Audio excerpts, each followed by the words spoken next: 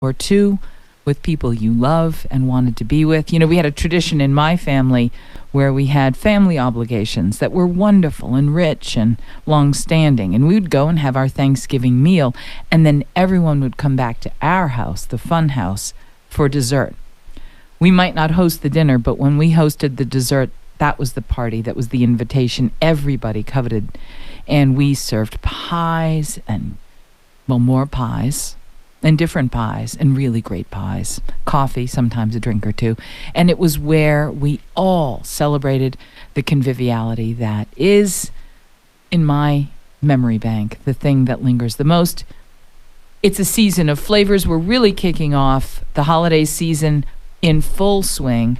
There's a great deal of back and forth about Black Friday and Buy Nothing Friday and do you really need more crap Friday? And there's lots of different names it's being called by.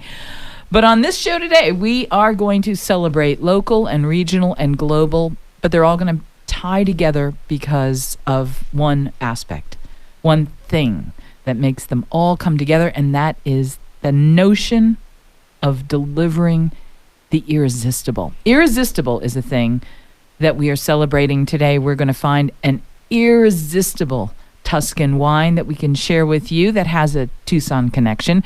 We're going to be talking about the irresistible Ooh La La at Le Rendezvous.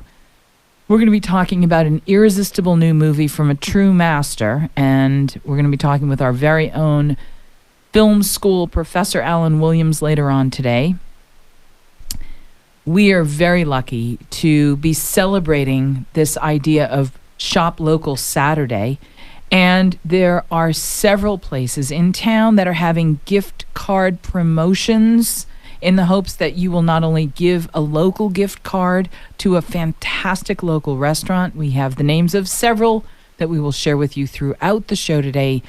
And we're going to be talking about holiday trends, gift trends, food trends, flavor trends. It's 2020 trend season. And in the studio with me to talk about irresistible and how it filters into everything we do.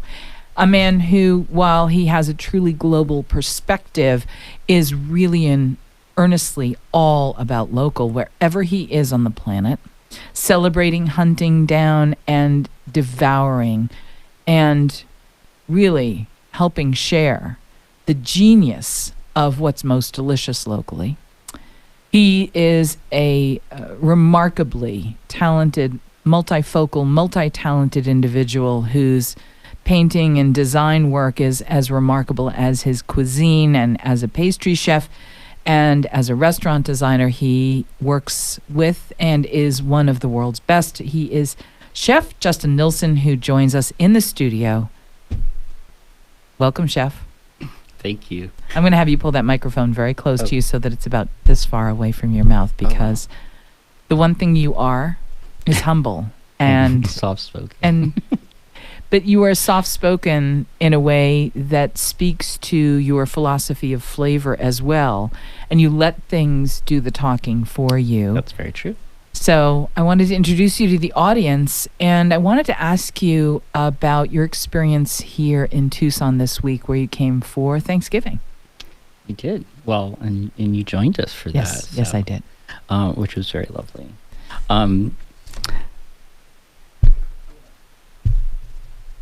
There you go.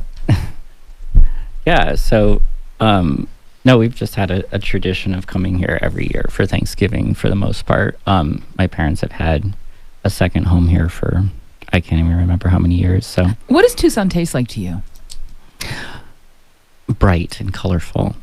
Every time I come to Tucson, I mean, I love the light quality here, so that's why I love painting and doing photography here and stuff. But, you know, going to the farmers markets or just going anywhere, I think things just look very alive and full of color and flavor and stuff. And I love that. And I love the spice and the smells. And, you know, when we were getting ready for Thanksgiving on Thursday, and I opened up the door to the back porch, and somebody was burning some mesquite wood somewhere, and it just smelled so fantastic. So tell me about how you were inspired this trip because I watched you shop in the grocery stores and the farmers markets, and I watched you take it all in, and I watched the synthesis that was happening of you discerning and selecting and curating all of these vibrant, seasonal, exciting, best of the Yes. moment elements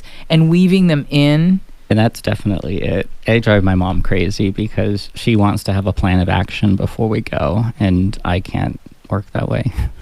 So I just But why? But the reason I ask is because I think people will be really interested to learn why it is that you do this way and how we can adapt our own really maybe linear approach to food, which keeps us limited as opposed to seizing the best of the season. What is it Well, about the way you work that I think it's that notion of being limited, though. I think I'll go with sort of an idea about what I'd like to do, but I don't like to dial into the specifics until I see just everything that I have available to me. So Mhm.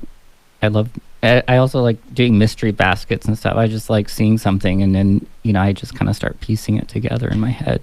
what did you find here that was really surprising for its quality and its seasonality and its abundance? Let's see. Because I know we found the dates together. The dates were so fantastic. Yeah, From Urban Grove. I was also thinking about the greens also Yeah. from that market. The 5 Points Farmers Market. Yeah, and those excuse me, those mustard greens and the spinach and stuff. So we made two like extraordinary pots of soup that I really loved. I mean, I love also the more simple stuff. So I'm really more about the sides on Thanksgiving, and I love the soups afterwards. And when you're celebrating with your family and your friends as you were this week, and you go into a market and you see the first of the season Meyer lemons, and they're thin, sweet, citrusy, Oh, see that stuff though. sweet juiciness. Our friend's son has so many different. I think he's got grapefruits, lemons, and he's got a couple other things, I believe. And so he always brings it over in bagfuls and stuff, and inevitably it turns into either a 3-day long jam making process or something fun. But yeah, I love that abundance. The Meyer lemons in particular that he grows are wonderful. And we had the chance to watch some movies. So this has been one of those really classical and traditional Thanksgivings in a way. We've watched movies. We've First it starts baked, with working. cooked. Yeah, it's cooking for way too long. Then eating till you're stuffed, and then it's just a full-on binge fest of watching movies and stuff. Well, you made this extraordinary moussaka, and you made it what I called Mexican moussaka because you basically took carne asada and substituted the carne asada that you made and, marinated and really coaxed a tremendous amount of flavor out of. And it really was irresistible. And then we whizzed up a quick batch of, it was a non-traditional bechamel, and it was so delicious. I love everything non-traditional, like our moussaka. and we enjoyed, pairing some wines with the meals for the guests that were in attendance, and that spirit of conviviality, that spirit of hospitality was just in really full flower this week. No, absolutely. I think that's what it's all about. It's a funny thing is it all centers around food. And then for me, it's so much less about eating. In fact, on things like the least memorable part about the whole week is eating for me, except eating leftovers. What was the I'm all most about the irresistible leftovers. thing this week? What was the most irresistible flavor this week? Geez. The moussaka, and then also that smoked turkey that we had was Yeah, the really smoked good, turkey was 'cause really that made a delicious. phenomenal sandwich at 1 a.m. I want to turn now. We've got a very special guest on the phone. There's something about Tucson, Arizona that allows people who come and visit here and spend time here with their families during the holidays that we end up with a house full of the most extraordinary people. I was at an event and I was talking to one of my friends in the trade, and he said, we have an extraordinary woman here this week who's doing an event with her Tuscan wine. I said, tell me more. And he said, well, Janice Herndon Verrecchia is here from Castello di Ama. from Tuscany, and she's brought her wines, and they're doing a special event. And I said, "You're kidding. What is she doing here?" "Well, she's got roots here." I said, "No way." So we're very honored and privileged to have Janice Herndon Verrecchia from Castello di Ama on the phone with us, joining us now during her Thanksgiving vacation and bringing with her her extraordinary wines from Tuscany. Hello, Janice, and welcome. Hey, good morning. Thanks for having me. I love that there's this Tucson Tuscany connection. I think a lot of people that love this place spiritually feel it. And for people who haven't been, we have this Tuscan fantasy that's not that far off from other people's Tucson fantasies. Before we go anywhere, talk about how you got from Tucson to Tuscany. Well, I studied in Florence in 1988 and decided to move over right after college and thought I would go to work for IBM or something like that, and I fell into the restaurant business. So that started. I knew nothing about wine, and I started studying about wine. So I studied for 3 years with the Italian Association of Sommeliers, and the rest is history. Wow. I've been in the rabbit hole ever since. It does get under one's skin. Absolutely. I went from my native Boston to study in Parma, Italy, about fabulous. that same time. That is food mecca right there. And so one of the things I learned two things. One was, in learning the language, I took classic regional American recipes and translated them into Italian. I put them on little cards. And in earnestness, I went to the guests, the hosts that welcomed me to break bread and go in the kitchen with them. And I said, "Look what I brought. I brought regional recipes." And you, of course, can imagine what they said to those. Well, I think there's always interest. That's one of the beautiful things about Italy. You just go to the next village and everything changes. And it changes. The type of bread, the type of wine, everything. So. But in my studies in Parma, the thing that struck me is there were extraordinary, not even regional, but local wines. Yeah. That really have their full life in that location. Yeah. Also amazing ingredients. I mean, you've got the Parma ham, of course, and Parmigiano, and quite a mecca in that area. And so what it taught me was that throughout the world, the very, very best that any local place can offer can oftentimes be its own very best in the world. Talk a little bit about Tuscany and the Tuscan wines that you've come to fall in love with and then bring with you as an ambassador around the world with you. What do we need to know about Tuscan wines that we might not?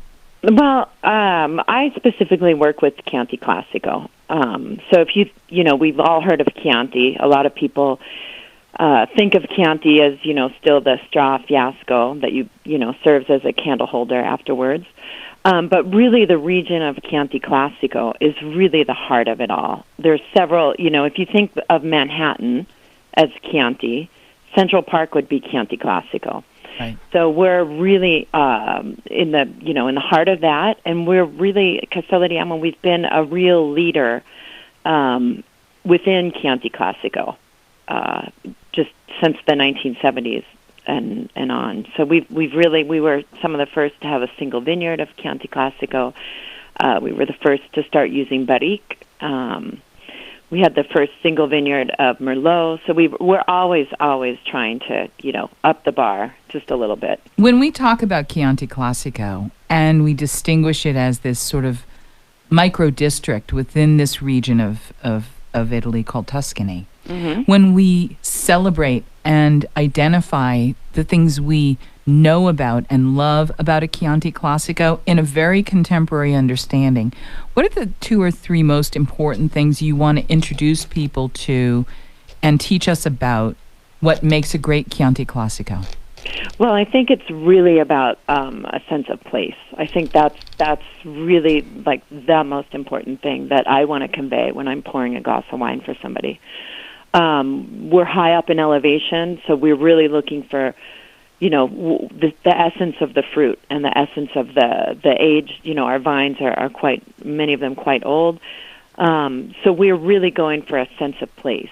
Oftentimes you'll open a bottle of wine and, you have so many secondary odors, so much like the wood and other things that were added. So I think what we're going for is really the sense of place. That's really what Sangiovese is all about. And it's such a linear varietal. Like Pinot Noir, you plant it in different areas. You can plant the exact same clone and have very different results. And so that's a really interesting thing about Sangiovese, which is the main grape in a Chianti. And, of course, the fruit is so key to the flavor profile of any Chianti Classico. Correct. Yeah, definitely. When we talk about food and pairing with beverages, and we like to create dynamics where the qualities of the things that you're bringing together result in a flavor chord of experience that you sip and you bite and you chew and you enjoy and you experience. They often say that things that grow together go together. Mm-hmm. Yet there's something remarkable about the wines from your unique district in the region of Tuscany, the Chianti Classico, mm-hmm. that seems to go particularly well with just about everything. And it Yeah, goes I think- particularly well with Tucson food. What is it about Chianti Classicos? It's interesting. We have it's a nice acidity, a nice acidic varietal.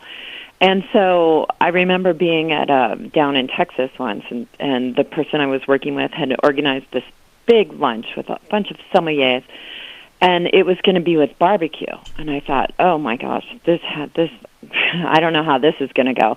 And it actually went great. And so that, because of the nice acidic, quality, it really goes with a variety of food. And that's another thing. I mean, you don't see Italians just sitting around drinking wine. It's always paired with food. And so I think Italian wine in general is really food wine. We're speaking with Janice Herndon Verrecchia from Castello di Ama in the beautiful region of Tuscany, talking about Chianti Classicos in particular, that I don't know why or how Beaujolais Nouveau became the unofficial wine of Thanksgiving. If you had given me my druthers, yes, there are a few things to choose, but I could make a really strong argument that a Chianti Classico might be a wonderful afternoon Thanksgiving dinner wine, and it certainly is a great Thanksgiving leftover pairing. Yeah, it definitely is in my house, so So I can guarantee that.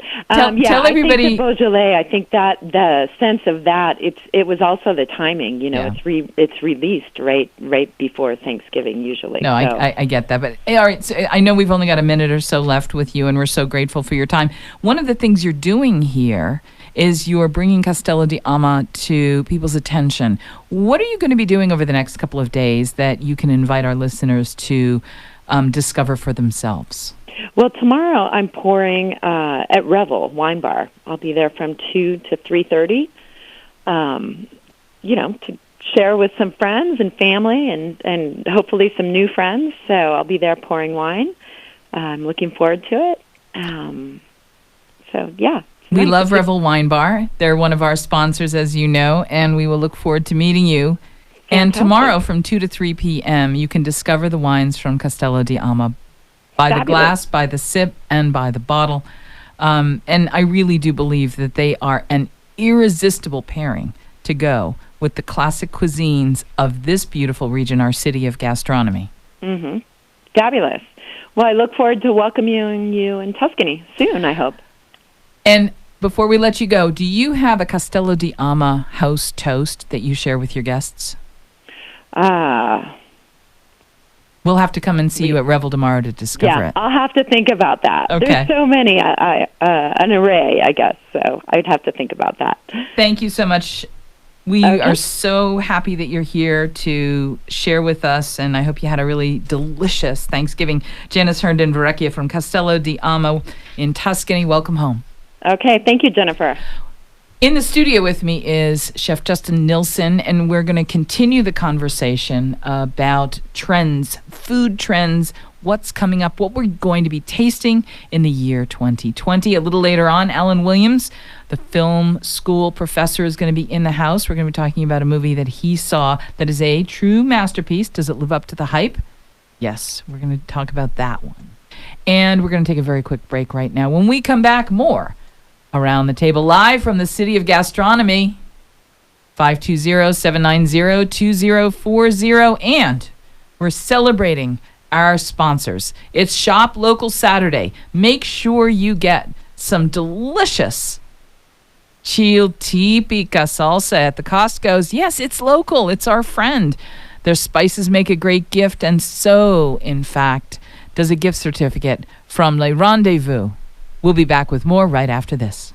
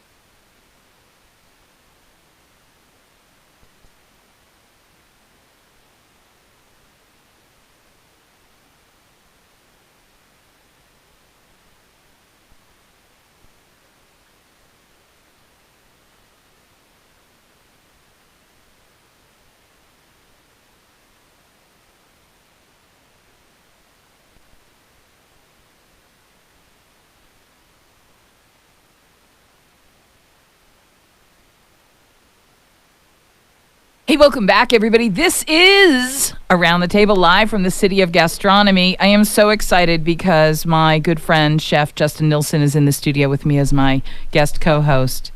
And I was watching you while we were talking about Tuscan wines, and you looked like you were traveling to Tuscany in your mind. I was trying to remember some of the places that we went to, because my mom actually took me to Tuscany for my 30th birthday, which was a really amazing trip. One of the places that we'd gone to was this big walled, ancient walled kind of city, and I was trying to remember for the life of me the name of it.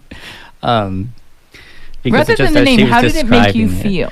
Oh, I just, I was just remembering kind of being warm in the sun and just the flavors and the smells and just how every little thing, we just couldn't get over how wonderful things tasted. Just even the heavy cream from the little corner store was so sweet and so amazing, and you practically just had to shake the container to whip it, just everything was so amazing. So you identify mostly, I mean, you're a fantastic savory chef, but you mostly identify, I think, as a pastry chef. I mean, you're really very expert in the pastry arts. Tell us a little bit about where you see your art being the most prolific and original and inspired. That's interesting, actually, because I would actually say I tend to be the most inspired, believe it or not, by savory food. I think there's so many wonderful opportunities to, just to find this wonderful, mixture of vegetables, and just, the fun of just bringing out, their beauty. I think there's, there's a lot of excitement with doing that. As a pastry chef, I was definitely always inspired, and I always loved taking a nostalgic comfort kind of thing. And probably I would say with my pastry, it was the best vehicle to tap into somebody's sort of nostalgic familiarity with something. Mm-hmm. And so that's always a neat way to connect with people, is to coax out a childhood memory. I think those are the types of memories that are usually the most dearest to us. So, and what's so funny when you say that? I literally just had a vision of a spoon. And if you think about it, our first utensil is our spoon. Right. Or our hand, really. But let's just say, our mothers, when we start eating solid foods, feed us with spoons. True. So there's something very comforting about anything you can dig into with a spoon. That's actually a very good point. Yeah. Desserts like and soups soup. and desserts. Yeah. And so when you talk about these savory elements, and I know you, so I've seen you do this, whether it's your soups or your desserts, there's something really primordial about that relationship to it being something that we bring to us with the gesture of the spooning. I love that. I like that imagery. I'm going to play with this spoon thing more later today. But see, this is the thing about you. This is the thing about you and I. We're actually really very we feed off each we other. We really have a very similar creative energy when it comes to the ideas behind food, and people want to understand. This is our art. This is where we live. This is how we think. This is how we get inspired. And more than that, I think it's our life. I mean, I was chatting with a chef friend of mine, Kim Cantonwalla, after Thanksgiving, and it was like nearing 12 o'clock, and after cooking for days, it felt like, and having Thanksgiving at 12:30, I was making vegetable stock. I just couldn't help myself. It's an impulsive addiction. But part of the reason you were making a vegetable stock was there was a crudité at the dinner. Right. Yeah. And you gotta use it up. You gotta use it up. And so there are ideas that you bring that I've watched you live over the course of this week. And there were a couple ideas I really wanted to make sure that we shared with the listener, which is sort of how you think about food and approach food. Yes, you're a trained professional, so I get that it's second nature to you, and you don't need to have a list, and you don't necessarily need a recipe. And watching you translate recipes in your mind and doing the math, it was extraordinary. I mean, you know, you're like Mensa smart. I make it look chill, but it's still nerve-wracking to me not to screw it up. But talk a little bit about two or three things that we did together that would really be great little takeaway gifts of technique for listeners. You know, right now, we had Thanksgiving 2 days ago. What have I got? I've got a turkey carcass. I've got a ham bone. I literally have turkey carcass and ham bone. I've got maybe 1 or 2 slices of pie. We're just going to leave that off the table for the moment. What have I got and what can I do with it? I've got a little cranberry sauce. I've got a little bit of mashed potato. I've got a little bit of dressing. I've got some vegetables. I've got the vegetables we didn't cook off. How do I do something with all this? How do I use the rest of that crudité? Maybe I hadn't even thought about making a stock out of it. You don't make a stock. I mean, I get the carrot and the celery, but there's no onion in a crudité, which you kind of need. And there were cherry tomatoes in it, maybe little florets of broccoli. But the cherry tomatoes add a wonderful umami to stock and whatnot. So, yeah, I'm actually, I would probably, some chefs that I know would probably kind of roll over. Well, thankfully they're still alive, but they would be annoyed to hear my very untraditional way of making stock, because a friend of mine, Cynthia, up in Canada, you know, she kind of busted my notion about making stock, because she threw just about anything and everything into her stocks, and they always tasted absolutely brilliant. And all the things that, you know, I remember watching her put in there and thinking, oh my God, that's going to make it bitter, or that's going to do this, you know, because this is what I was told when I was in the kitchen. It didn't taste anything like that. It just tasted rich and layered and just full of love, really. So pretty much, yeah, when I'm looking through the refrigerator and just figuring out how we turn whatever's left into something more, you know, it's all about just if it tastes good on its own, it'll taste good together. So I just start layering everything in. But I have to say that bag of dried mushrooms that you brought over has been the source of a lot of wonderful flavor for our stocks and sauces over the past few days, because that also adds a great deal of umami, as you know. So, and those came from our good friend Donna DiConcini, yeah, who runs the farmers markets on behalf of the Southern Arizona Animal Food Bank. In fact, they have a market today out at Broadway and Houghton. And they're all out there right now. We want to say hello to them. And Buck Garrett's there, and our good friends, the barbecue folks, are out there. We want to talk about the notion of trending for 2020. And one of the things in a piece that I wrote for Food and Beverage Magazine, which is going to be published later this month, is the idea of, it's a simple idea, that we derive our energy from our food, that our vitality comes from our food, that we need to eat foods that have more vitality. But in other parts of the world, in other cultures, there's a word for that. And whether it's chi, you know, your chi, your energy, or your prana. But the idea of prana or pranic foods is just a word that essentially means the food that's going to have a lot of vitality and energy and will give you energy. I really think that we're going to start seeing that word and that idea creeping into our consciousness, both in terms of the food shows we watch. People are going to be talking about it. I think you're going to see a lot more of that.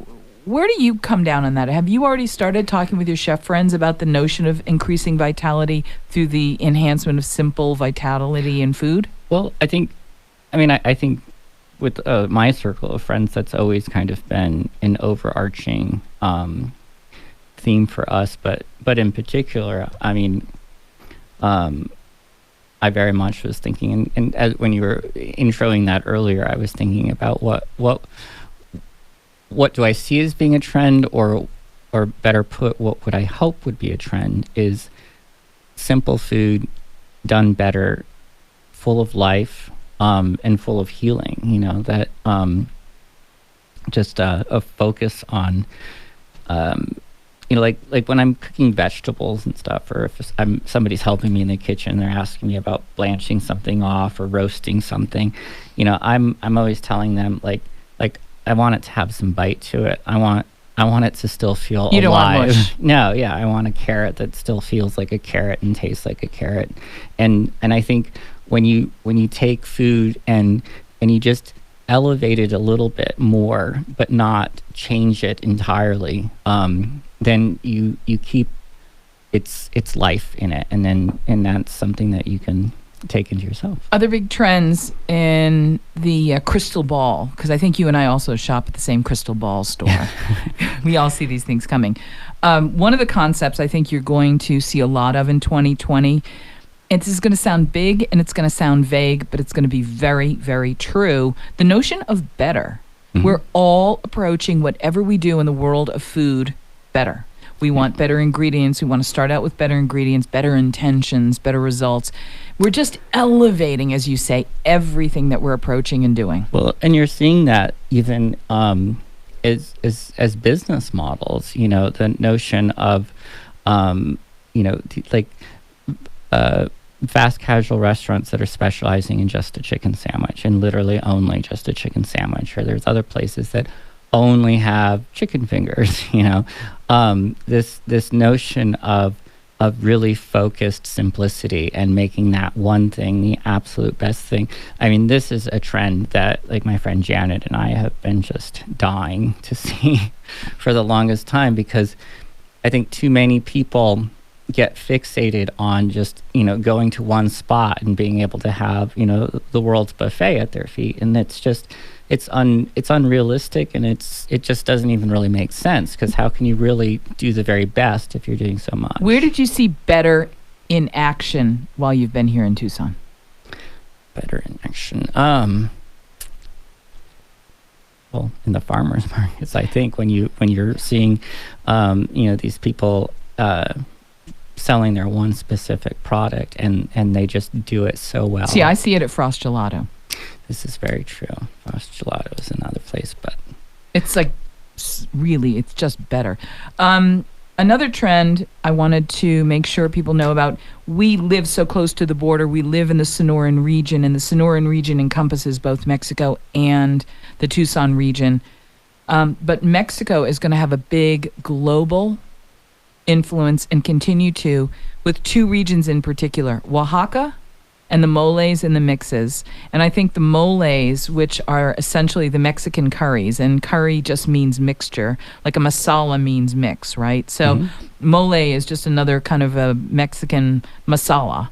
And the companion to this is the Oaxaca region and the Sonoran region. I think the Sonoran region, which is so better beef oriented, we're going to see a lot of flavors coming out, because it has both the gaucho ranching tradition and the seafood tradition. So it's one of those ridiculously delicious, rich places. Hermosillo is one of my favorite places on the planet. I think you're going to see a lot more from Sonora and from Oaxaca as we begin to treat Mexico, culinarily speaking, as less of a monolith and more of regionally based, the same way we used to treat like Chinese food, like one big, monolith, and now it's broken down into the regions. But the companion to that is another trend you're going to see a tremendous amount of press on and news about. People are discovering spices. Not only are they going to be a great gift idea for people this holiday season as we turn to giving more utilitarian, really useful, high quality gifts that will have impact, stuff you'll use on a daily basis, not just open up and never touch again. But spices in all its forms, the most essential spices, peppercorns, turmeric, ginger, chilies, the kinds of things, cinnamon, the pastry spices, not only making sure that you have fresh spices, but we're going to be using them more. Cinnamon isn't just designed to only use in an apple pie. Try adding cinnamon in other places. I know to your stock. Well, talk about that. No, it's delicious. I mean, we were using your cinnamon sticks, actually, you gave us, and in all of our stocks that we were making, and it just it's almost kind of like nutmeg in a sauce. It's like, just a pinch, and you don't quite know why. It's different. Yeah, ultra delicious. Ultra delicious, exactly. And ultra I think delicious the cinnamon adds a depth Yeah. to the stock. And it's irresistible. Yes. And when you say My Spice, of course, Mrs. Spices and Son and the Old Pueblo Spice Company are at the 5 Point Farmers Markets every Sunday. So please come and see us tomorrow from 9 to noon. And if you come, I will have a little gift. If you're a listener, come and remind me that you heard it here. And I have a spice gift for you. Just come to the 5 Points Farmers Market, which is located on the 5 Points Park at the South 6th Avenue, 18th, and intersection of Stone. It's that wonderful area by the 5 Points Cafe. Cafe Desta's nearby, the marvelous little shop called Bon. And we're thrilled to be out there each week with spices and magic wands. Please come and see us. We're going to go to the phones and welcome one of my favorite people.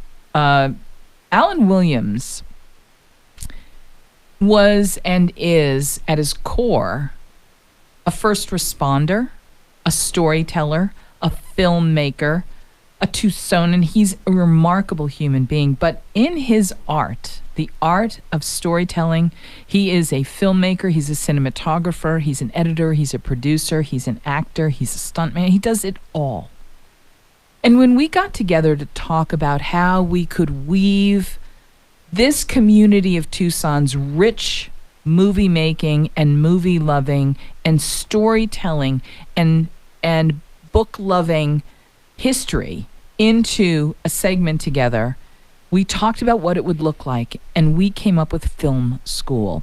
Because not only is Tucson the place where movies have been made historically out at Old Tucson Studios and to this day in a modern sense, but because we're a book lover's town and a writer's town, there are a lot of storytelling ideas that come from here. And so it is with the eye of the filmmaker, Alan Williams, the director and screenwriter, Alan Williams, with the producer, Alan Williams, that we call him the professor, and we go to film school with him so that we can enjoy movies through understanding what goes into them the same way we can enjoy our food more, the way we talk about what goes into the food that we consider irresistible. And it is in that role where he takes us in search of the irresistible and then understanding why it is that we welcome him back, the film professor, as we go into the tail end of our holiday Thanksgiving weekend and our movie watching, movie loving season.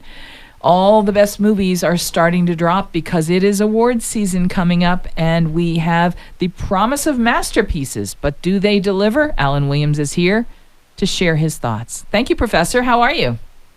Hi, Jennifer. Sorry I'm late, but that was quite an intro, so I'll try and live up to it. All right. Very, very quickly, and we mentioned it last week. You and I last week went together to the Loft to see what was pitched as a masterpiece from a master called Parasite, that I think both of us left the theater scratching our heads and saying, I think the thing about a masterpiece in a movie is like irresistible in food. You just know it when you experience it. You put it in your mouth and it's like, oh my God, that's irresistible. You watch the movie and you go, oh, that's a masterpiece. We walked away from that saying, we didn't think it was a masterpiece. And so when you said this week that you were going to watch another masterpiece, I said, I'm going to let you take this one and come and tell me, does it hit the mark?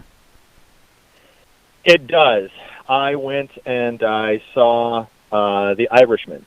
Now, I will admit to my bias because I worship Martin Scorsese, and I learned from him way back in the day in film school, so certainly I appreciate, he could draw with crayons, and I would probably call it a masterpiece. Nevertheless, I sat down for The Irishman, and it is about as close to a masterpiece as I think one can get.